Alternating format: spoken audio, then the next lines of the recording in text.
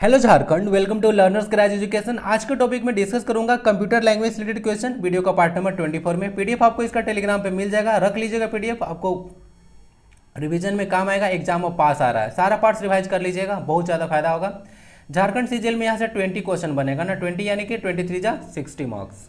Okay, चलिए शुरू करते हैं। पेपर 1 के लिए कोर्स है, जिनको प्रॉब्लम होगा ज्वाइन कर लीजिएगा इंक्वायरी करके। ओके, 399 में जस्ट है। हिंदी और इंग्लिश का कंप्लीट कोर्स आपको देखने को मिल जाएगा। लेटेस्ट एग्जाम में टारगेट करके चल रहा हूं कि आपको सीजीएल तक सारा प्रोवाइड करा दूं। चलते हैं, देखते हैं first question. Which of the following is an input device. देखिए, पास्ट का पेपर भी देखिएगा, जेएसएससी के अलग अलग एग्जाम में इनपुट और आउटपुट डिवाइस से अलग अलग तरह से क्वेश्चन आ चुका है। अब देखिए, which of the following is an input device, तो इनमें से कौन एक, देखिए ऐसा ही हो सकता है अगर आपसे बोल दे कि अगर इनपुट न बोलकर निवेश करने का एक बोल दे युक्ति कौन है, तो निवेश मतलब इनपुट ही होता है। तो ऐसे अगर वर्ड चेंज कर दे तो कंफ्यूज नहीं होना है ना, निवेश मतलब होता है इनपुट ही होता है। ओके, तो इसको थोड़ा सा ख्याल रखें। प्रिंटर, स्कैनर, स्पीकर या फिर मॉनिटर, क्या होना चाहिए? देखिए, इनमें से आपको इनपुट डिवाइस बोलना है। तो देखिए, स्कैनर जो है क्या है, स्कैनर जो है से स्कैन करता है, तो स्कैनर जो है से एक इनपुट डिवाइस के मतलब एग्जाम्पल में आएगा।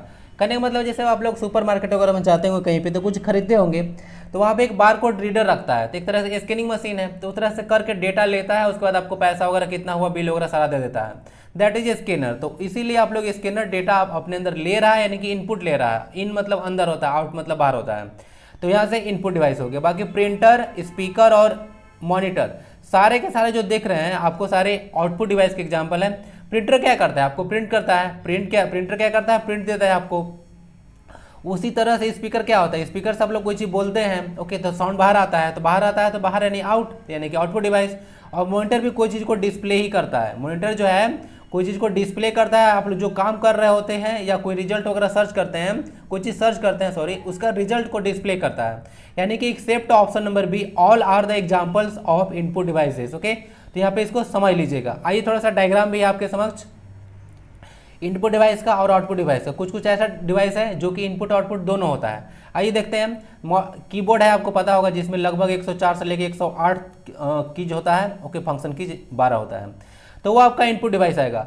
हर एक स्लाइड में भर भर के इन्फॉर्मेशन है। ओके, और सारा चीज़ आपके लिए एक वीडियो देखिएगा तो जस्ट 12-15 क्वेश्चन आप नहीं सीखिएगा, यहाँ से हो सकता है 100+ भी क्वेश्चन सीख के आप जा सकते हैं। ओके, तो ध्यान से देखिएगा। कीबोर्ड हो गया आपका, ओके, जो कि कौन इसका डिस्कवर किए थे, याद है कीबोर्ड को कौन बनाए थे? क्रिस्टोफर लाथमसोल्स। उसके बाद ऑप्टिकल पेन वगैरह आप लोग देख सकते हैं, जॉयस्टिक वगैरह गेम प्ले में यूज होता है, स्कैनर वगैरह आप लोग देख सकते हैं, सारा इनपुट में आता है। ओके, बारकोड रीडर जिसका मैं बात कर रहा था। आउटपुट देख लीजिएगा, हेडफोन वगैरह हो जाता है, आउटपुट वगैरह होता है, हेडसेट वगैरह सारा आप लोग देखते हैं। स्क्रीन मतलब ये मॉनिटर है ना, स्क्रीन या मॉनिटर बोले एक सेम चीज़ है। उसके बाद लेजर प्रिंटर वगैरह देख सकते हैं, प्लॉटर का एग्जांपल देख लीजिएगा, आउटपुट डिवाइसेस में आता है। स्पीकर जो ये चर्चा कर रहा था, स्पीकर वगैरह, इंकजेट प्रिंटर वगैरह सारा देख लीजिएगा। बाकी कुछ कुछ डिजिटल कैमरा वगैरह सब दोनों में आता है ना, डिजिटल कैमरा हो गया, पेन ड्राइव हो गया, टच स्क्रीन हो गया, सीडी डीवीडी हो गया, फैक्स हो गया, फैक्स मोडेम देखते हैं आप लोग, वेबकैम देखते हैं, सारा जो है दोनों में आता है। तो इस चार्ट को थोड़ा सा, सॉरी, ये जो डायग्राम है इसको तो अच्छे से ध्यान से देख लीजिएगा। ओके, जो आपका मोबाइल फ़ोन है, ध्यान दीजिएगा, मोबाइल फ़ोन जो है, जो आपका टच स्क्रीन है, क्या है मोबाइल का जो टच स्क्रीन है, ओके, तो वो जो टच स्क्रीन होता है वो क्या होता है, तो वो जो है आपका इनपुट एंड आउटपुट दोनों है ना, तो इसको याद रखिएगा। Your correct answer is option number B, scanner एक इनपुट है, बाकी सारा का सारा आउटपुट है। आई होप कि समझ में आ चुका होगा ना। ओके, क्वेश्चन 2 को देखते हैं। इन मेलिंग, आप लोग मेलिंग करने का मतलब मेल में आप लोग समझते होंगे, ईमेल की बात हो रहा है। Which character shows the Sanders field, sender का फील्ड को कौन कौन बताता है मेलिंग में, जो है से आप लोग सेंडर का जो फील्ड कौन बताता है, सीसी, टू, फ्रॉम या फिर इंसर्ट।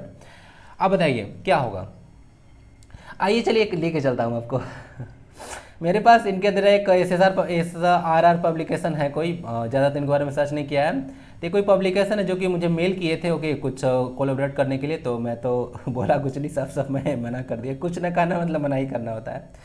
तो ऐसा कुछ मेरे पास मेल आया था, तो आप देख सकते हैं उन्हीं का एक मेल था। ओके, तो वहाँ फ्रॉम था, तो मेरे लिए क्या हो गया, मेरे लिए सेंडर हो गया। क्या हो गया, सेंडर हो गया। तो जहाँ से आया है मेल, देखिए उसके फ्रॉम आया है, और जिसको पास यानी कि मैं रिसीवर हूँ, उसके लिए देखिए मेरा ईमेल एड्रेस यहाँ पे डाला हुआ है। ओके, तो यहाँ पे देख सकते हैं जो भेजे हैं उनके लिए फ्रॉम, और जिसके पास आया है यानी कि मेरे पास, उसके लिए टू का प्रयोग किया गया है। ओके, तो आराम से टिक लगा लीजिए। जो सेंडर्स का जो फील्ड होता है उसको फ्रॉम से डिनोट किया जाता है, और जिसके पास जो रिसीवर होता है उसके लिए टू का यूज किया जाता है। क्या होता है, जो रिसीवर होता है, रिसीवर एंड, उसके लिए आप लोग टू का प्रयोग करते हैं।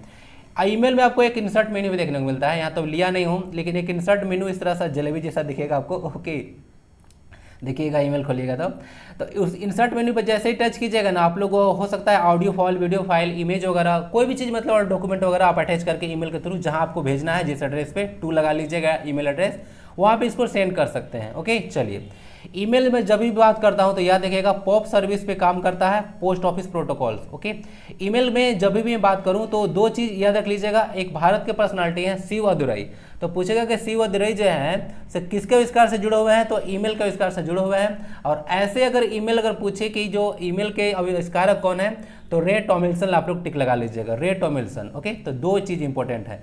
ईमेल में पूछे कि ई का क्या मतलब है, तो ई मतलब होता है इलेक्ट्रॉनिक। That's clear.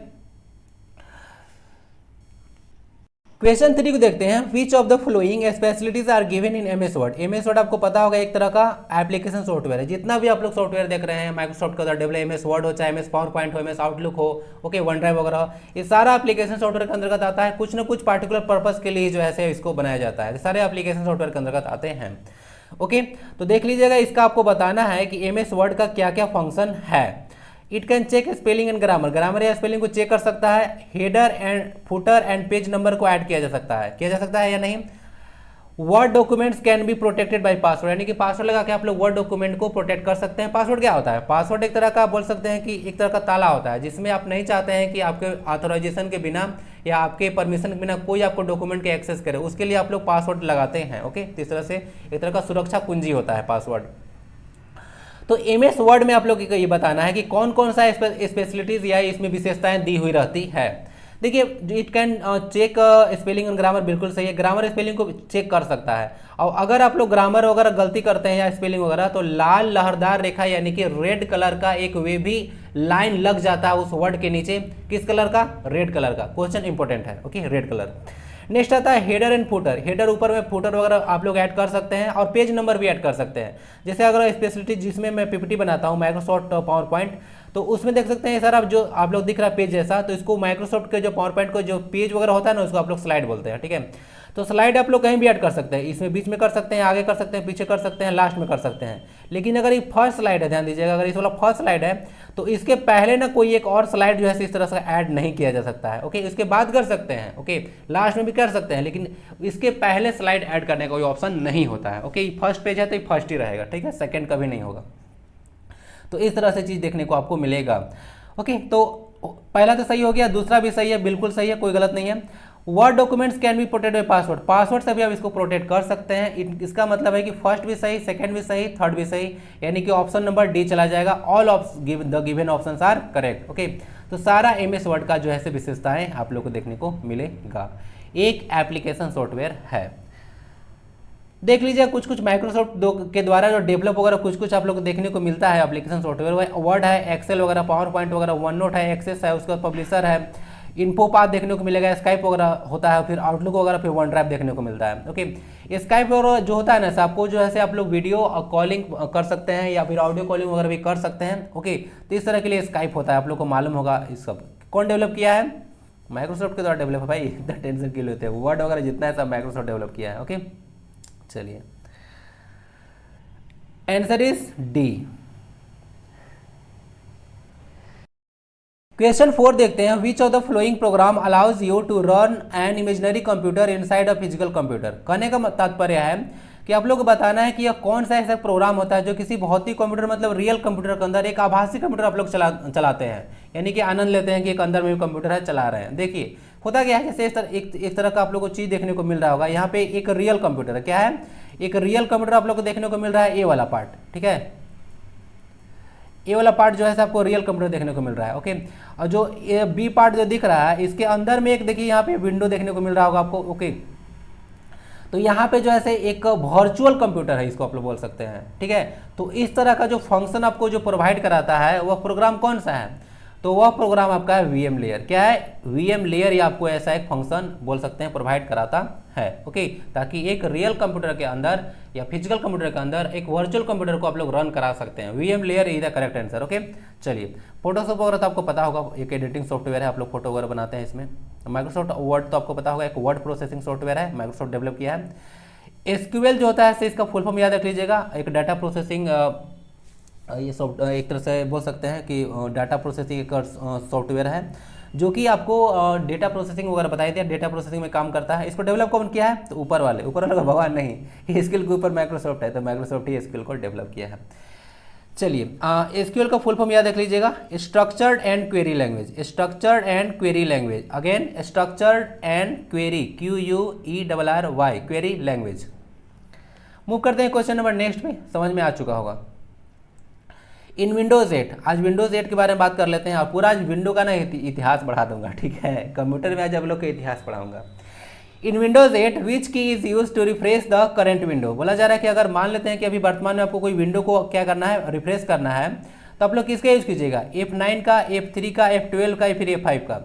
तो रिफ्रेश करने के लिए F5 का प्रयोग किया जाता है। क्या किया जाता है? विंडो 8 को रिफ्रेश करने के लिए आप लोग जिसको करंट विंडो को यूज कर रहे हैं F5 का यूज कर सकते हैं, ठीक है। चलिए रिफ्रेश या अगर रिलोड बोले तो भी सेम चीज़ है, क्योंकि ये क्वेश्चन ऐसे भी आता है कि मान लेते हैं कोई चीज़ आप लोग कोई चीज़ सर्फिंग कर रहे हैं कहीं पे, ठीक है, वेबसाइट पे, कहीं पे वेबसाइट पे हैं, तो उस अगर वेबसाइट के पेज को अगर रिफ्रेश करना है, क्या करना है, उस पेज को अगर रिफ्रेश आपको करना है, ओके, तो भी आप अगर F5 अगर डायरेक्ट दबा देते हैं, ये ऐसे थोड़ा राइट क्लिक करने के बाद ये ऑप्शन मिल जाएगा आपको, लेकिन डायरेक्ट अगर F5 ही दबा देते हैं तो भी आपका जो है रिफ्रेश हो जाएगा। Clear? F5 answer is D. आइए देखते हैं F1 जो फंक्शन की टोटल 12 होता है, पहले बता चुका हूँ, टोटल फंक्शन की जो होता है कीबोर्ड में 12 होता है। तो F1 होता है ना आपको हेल्प एंड सपोर्ट प्रोवाइड करने के लिए होता है। F2 जो है रीनेम करने के लिए होता है, ओके, रीनेमिंग कर सकते हैं। F3 फाइंड करने के लिए या हो सकता है सर्च करने के लिए भी आप ऑप्शन में देते हैं, तो फाइंड या सर्च हो सकता है। Alt+ F4 जो होता है ना, एक कमांड एक तरह से बोल सकते हैं, क्लोज करने के लिए यूज किया जाता है। और F5 जो होता है रिफ्रेश, और ये बताया था कि F5 रिफ्रेश या हो सकता है रिलोड करने के लिए ना, किसके लिए? रिलोड अगर ऑप्शन में हो तो भी सही हो जाएगा। F6 वगैरह जो होता है एड्रेस बार को सिलेक्ट करने के लिए यूज होता है। और ग्रामर वगैरह जो स्पेलिंग चेक वगैरह करते हैं, जैसे बताया था कि लाल लालदार रेखा लग जाता है, तो स्पेलिंग और ग्रामर चेक करने के लिए आप लोग F7 का यूज करते हैं। F8 का प्रयोग आप लोग सेफ मोड में विंडो का यूज करते हैं, और F11 में फुल स्क्रीन मोड डाल सकते हैं, ओके। और अगर जैसे F11 से अगर फुल स्क्रीन मोड में अगर चला गया तो उससे कैसे भागिएगा? कोई भी एक चीज़ होता है, जो अगर कोई फंक्शन आप लोग कर लिए हैं तो वहाँ से एक एस्केप का बटन होता है, दबाइएगा तब लोग चले जाइएगा, ठीक है। तो फुल स्क्रीन मोड में होगा F12 होता है, सेव एज का यूज होता है, ठीक है। F12 जो होता है सेव एज करने के लिए प्रयोग किया जाता है। अभी मैं बात कर रहा था कि पूरा विंडो का मैं इतिहास डाल देता हूँ आज। तो माइक्रोसॉफ्ट कंपनी को जो है 1975 में आपको पता होगा बिल गेट्स के द्वारा फाउंड किया गया था, ओके। तो उसके बाद एक और पर्सनालिटी थे, पॉल एलन भी थे, लेकिन उनको कोई याद नहीं रखता है, ओके। वो भी एक पर्सन थे, लेकिन माइक्रोसॉफ्ट वाले के जो ज़्यादा फेमस है उन्हीं को याद रखता है। तो आप भी फेमस बनिए ताकि आपको लोग याद रखें, नॉर्मल रहिएगा तो कोई याद नहीं रखेगा। तो पॉल एलन और माइक्रोसॉफ्ट के जो थे बिल गेट्स, वही उनके फाउंडर थे। 1975 फाउंड किया गया था, लेकिन यहाँ पे विंडो का इतिहास मैं बताने वाला हूँ, न कि माइक्रोसॉफ्ट का, ओके। तो यहाँ पे विंडो का जो इतिहास जो है से आप लोग बात करता हूँ माइक्रोसॉफ्ट विंडोज़ का। विंडो जो फर्स्ट ऑफ ऑल आप लोग देखते हैं, जो विंडो 1.0 लिखा हुआ 1985 में लॉन्च किया गया था, और बहुत इंपॉर्टेंट है क्योंकि फर्स्ट टाइम था। उसका देख सकते हैं विंडो NT के नाम से 1993 में इसको लॉन्च किया गया था। उसके बाद विंडो 98 जो है लॉन्च हुआ 1998 में, ओके। ईयर भी इंपॉर्टेंट है कि पूछेंगे कि 98 जो है से कब लॉन्च हुआ, तो कन्फ्यूज कराने के लिए भी दे सकते हैं ऑप्शन में, मतलब 4 ऑप्शन, मतलब ऐसा होता है ना स्टेटमेंट बना के कि विंडो 98 जो है 98 में लॉन्च किया गया, कुछ बी ऑप्शन बना के ऐसे कुछ और दे देंगे, तो उस तरह से भी दे सकते हैं। नेक्स्ट विंडो 2000 में आया था। विंडो XP 2000 में आया, 1 में आया था, ओके, 2001 में आया था, और झारखंड जब अलग हुआ था तब। उसके बाद विंडोज़ विस्टा आया 2006 में। उसके बाद विंडोज 7 आप लोग 2009 में लेके चले आए। फिर उसके बाद विंडो 8 2012 में ले आए। उसके बाद विंडो 8 से आप लोग सीधे विंडो 10 पर जंप कर गए थे। विंडो 9 लॉन्च नहीं हुआ था। ये क्वेश्चन इंपॉर्टेंट बनता है कि विंडो का कौन सा वर्जन लॉन्च नहीं हुआ है। तो विंडो 9 जो है से 8 के बाद सीधे 10 आ गया है, 9 नहीं लॉन्च हुआ है, ठीक है। चलिए याद रखिएगा इसको। और विंडो 10 2015 में आया था, डेट भी इंपॉर्टेंट है। और लेटेस्ट सबसे जो है विंडो 11 2021 में आपको लॉन्च हुआ था, आपको मैं बता भी चुका हूँ, इसको पढ़ा भी चुका हूँ, ओके। लेटेस्ट जो विंडो का वर्जन है वह जो है विंडो 11 है, जो कि 2021 में लॉन्च किया गया है इसको, ओके। तो सारा आई होप कि समझ में आ चुका होगा, हर एक चीज़ मैं आपसे डिस्कस कर चुका हूँ। ये जो क्वेश्चन है इसका आंसर आपका A5 हो गया। आई होप कि समझ में आ चुका हो। किसी पेज को रिफ्रेश वगैरह करने में आप लोग यूज़ करते हैं। नेक्स्ट क्वेश्चन आता है which is the latest version of Android. अब देखिए क्वेश्चन इंपॉर्टेंट है, लेटेस्ट वगैरह सारा इंपॉर्टेंट हो जाता है, ऐसे कंप्यूटर पूछ जाने की संभावना काफी ज्यादा रहती है। ओके, कि जो है वर्जन कौन सा है एंड्रॉयड का लेटेस्ट, ओरियो, किटकैट वगैरह, लॉलीपॉप, सारा तो चॉकलेट ही लग रहा है। फिर उसके बाद एंड्रॉयड 12.01। ओके, 12.01 नहीं है, 12.0। ओके, तो क्या होगा यहाँ पे, तो इसको देखिए जो एंड्रॉयड का 12 है ना वो लेटेस्ट वर्जन है। क्या है, एंड्रॉयड का जो है 12.0 है, ये लेटेस्ट वर्जन है। इसका एक और नाम है, क्या नाम है, इसका नाम है स्नोकॉन। क्या नाम है, स्नोकॉन इसका कोड नेम था। ठीक है, तो एंड्रॉयड 12 के नाम से जाना जाता है, कोड नेम इसका स्नोकॉन था। तो स्नोकॉन भी अगर आएगा तो टिक लगा लीजिएगा। अब एंड्रॉयड भाई वर्जन जो जितना भी एंड्रॉयड का जो सारा देखते हैं, ये वर्जन लाता कौन है वह, अरे भाई गूगल के द्वारा लाया गया है। क्या है, गूगल के द्वारा लाया गया है, global organization for oriented group and language of earth, the full form, founded in 1998 by Sergey Brin and Larry Page. इसको थोड़ा सा याद रखिएगा। चलते हैं नेक्स्ट क्वेश्चन की ओर। स्नोकॉन लेटेस्ट है, एंड्रॉयड 12 आ गया, इसको याद रखिएगा। ओके, चलिए जून 2022 तक मैं बात कर रहा हूं, लेकिन ये 2021 में लॉन्च हुआ था अभी। ठीक है, तो इसको याद रखिएगा, लेटेस्ट यही है। मैं चर्चा कर रहा हूँ, सॉरी, जून 2022 में चर्चा कर रहा हूँ, यह 2021 तक लेटेस्ट है। ओके, मतलब अभी वर्तमान में यही है। मूव करते हैं क्वेश्चन नंबर, अच्छा भाई सारा चीज़ डेटा यहीं पे है नहीं देख लीजिए, एंड्रॉयड का फर्स्ट डबल वर्जन आया था 2008 में। उसके बाद देख सकते हैं, सारा पढ़ लीजिएगा ना। ठीक है, सारा इसे देख लीजिएगा, जेली बीन वगैरह, किटकैट वगैरह यूज हुआ था। ओके, लॉलीपॉप वगैरह, मार्शमेलो वगैरह, नॉकआउट वगैरह, ओरियो वगैरह, उसका पाई वगैरह था, विंडो, फिर एंड्रॉयड 10 वगैरह, एंड्रॉयड 11, एंड्रॉयड 12, लेटेस्ट है, दिख रहा है आपको इस तरह से कुछ। ओके, देख लीजिए, एक बार गो थ्रू हो लेना है आराम से, पॉज करके, टाइम मैं वेस्ट क्यों करूँ।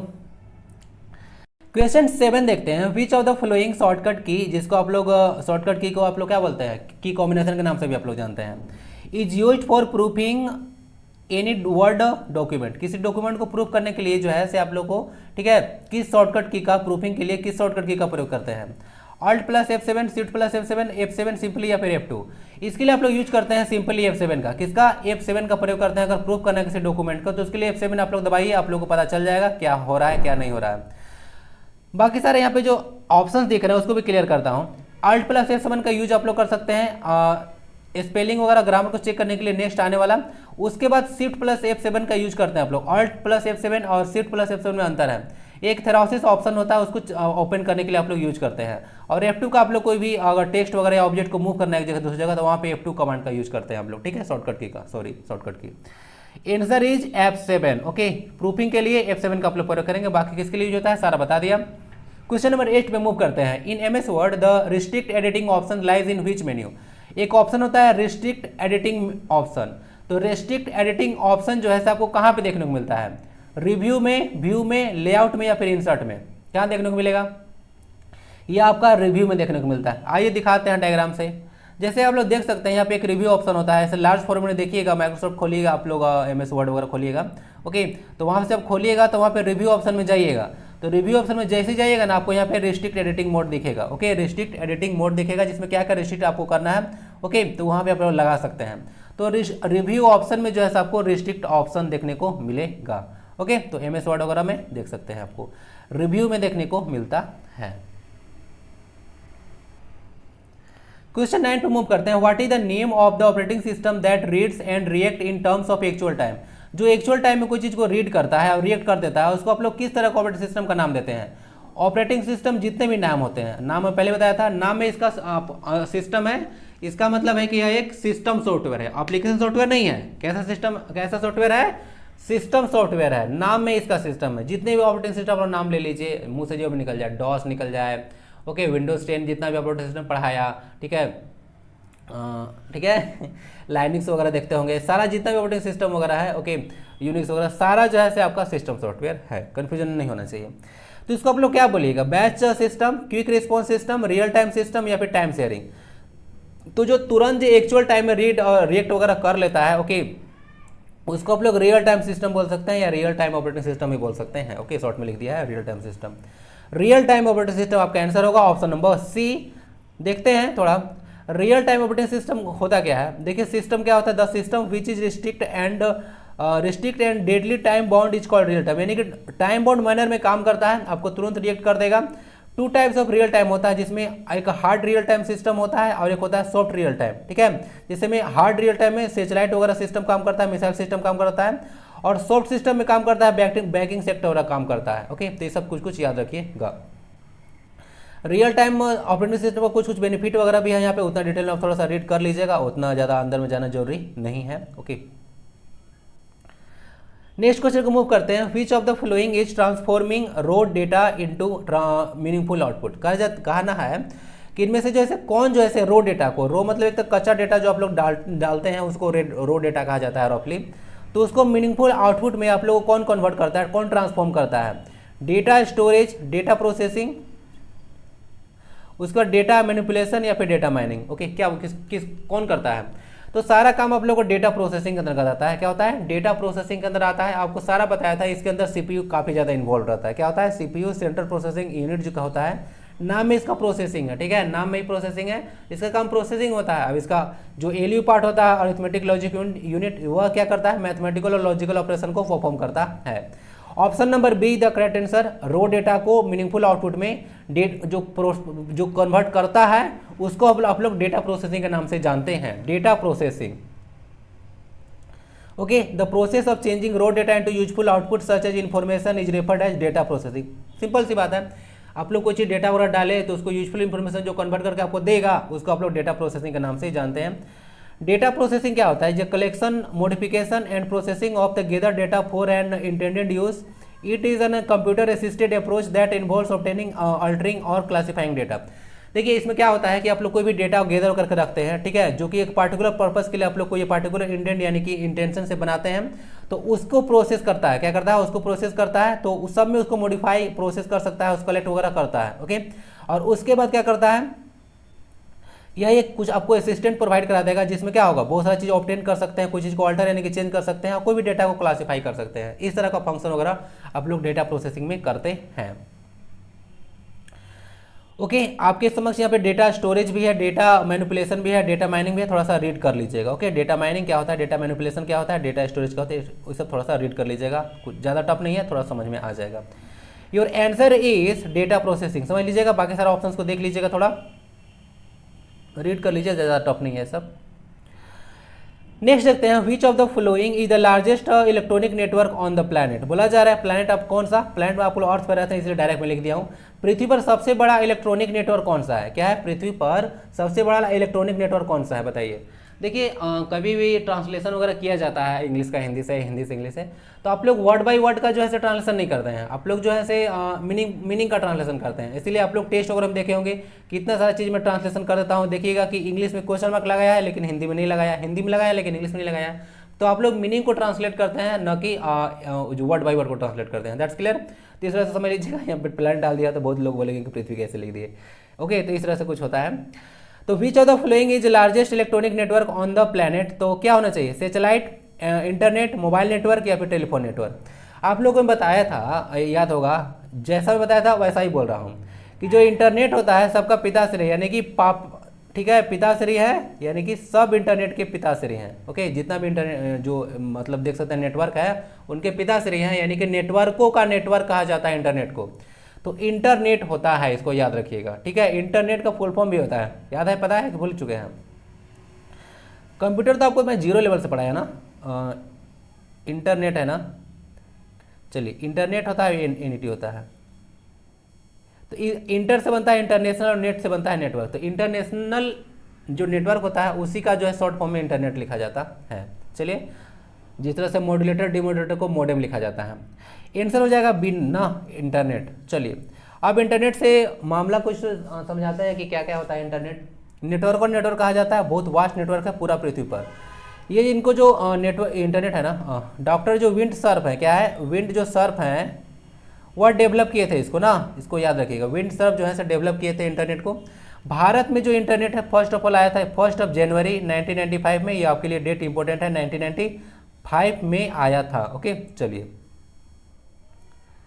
देखिए गड़बड़ हो रहा है, 15 अगस्त आया था 1995 में ना। गैट जो WTO गठन हुआ था ना उसका याद आ रहा है 15 अगस्त 1995 को जो है से इंटरनेट का जो है यहाँ पे इंडिया में आया था। उस समय ना जो नेटवर्क प्रोवाइड कराता था उस समय VSNL था। क्या था? VSNL, VSNL, विदेश संचार निगम लिमिटेड। ओके चलिए, आंसर क्या हो गया? आंसर हो गया बी। थोड़ा सा सावधानी हटी, दुर्घटना घटे, ध्यान नहीं रहता है तो चला जाता है इधर उधर। क्वेश्चन अच्छा देख लीजिए, यही है आपका कंटिनेंट, देख लीजिए आपका इंडिया यहाँ पे दिख रहा होगा। उसके बाद जितना भी कंटिनेंट आप लोग देख सकते हैं, अफ्रीका वगैरह, यूरोप कंटिनेंट देखने को मिल रहा होगा इधर। ओके, और उसके बाद यहाँ पे यूरोप देखने को मिल जाएगा, अफ्रीका, और इधर आपका नॉर्थ अमेरिका, साउथ अमेरिका हो गया। अब इधर अंटार्कटिका वगैरह देखने को मिल ही रहा। तो यही सारा है, आप लोग को सारा दिख रहा होगा। तो सारा को जो है से कनेक्ट करने का काम कौन कर रहा है? देख सकते हैं इस तरह का नेटवर्क को जो है लगा हुआ है। तो यही जो है इंटरनेट का जाल है। क्या है? इंटरनेट का जाल है।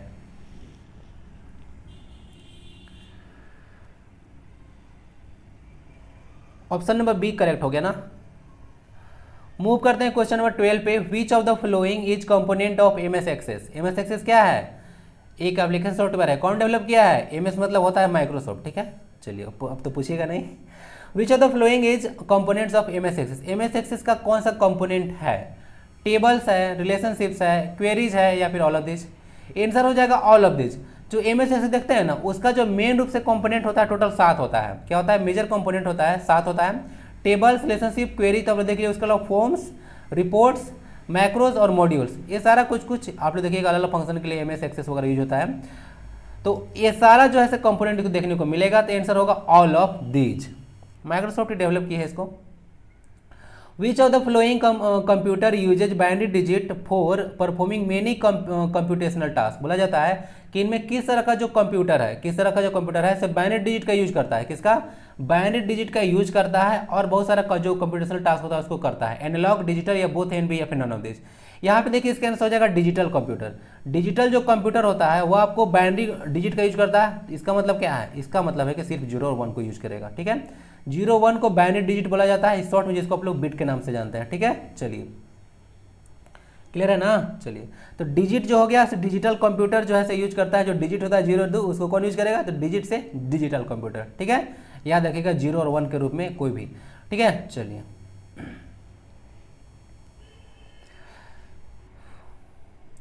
नेक्स्ट क्वेश्चन आता है, what is the full form of FOSS? FOSS। ठीक है, फॉग नहीं है ना, फॉस है।